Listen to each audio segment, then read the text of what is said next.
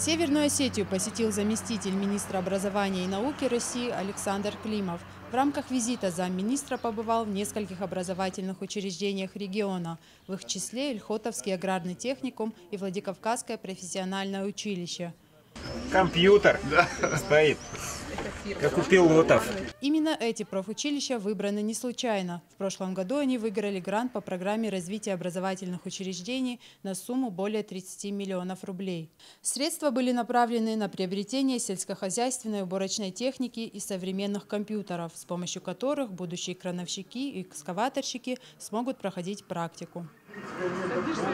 Как отметил директор колледжа, после приобретения новой техники количество студентов увеличилось. На сегодняшний день число учащихся 350 человек, 120 из которых в этом году стали выпускниками по 12 специальностям. После этого количество студентов намного увеличилось. Даже с других регионов к нам уже начали подтягиваться. Это Кабардино-Балкария и Дагестан.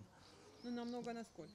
Намного, если группу обычно мы набирали 15-20 человек, то на данный момент доходит до 20, до 27, до 30 человек.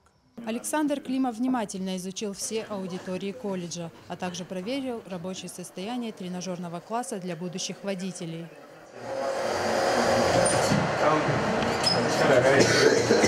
После того, как осмотр профучилищ подошел к концу, Климов смог оценить состояние профессиональных учебных заведений, но уже на республиканском уровне. Впечатления самые благоприятные. Мы много труда вложили в эту программу, в рамках которой учреждения среднего профессионального образования получили поддержку, смогли закупить реальное, хорошее, современное оборудование, на котором должна осуществляться подготовка тех людей, которые приходят в экономику, реально на производство.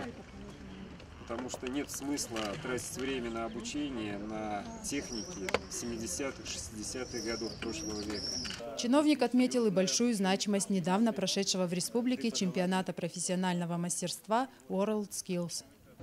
Хочу особо отметить то, что в республике был проведен недавно чемпионат WorldSkills. Министерство образования и правительство Российской Федерации поддерживает это движение. Это самые современные требования к рабочим. И Россия будет сейчас подавать заявку. И мы рассчитываем, что в 2019 году мы сможем в Российской Федерации провести мировой чемпионат по рабочим профессиям WorldSkills.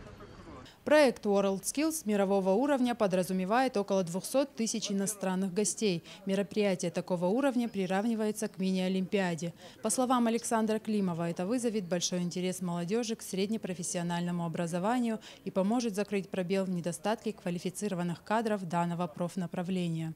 Рая Дзантьева, Евгений Маркин, Осетия ТВ.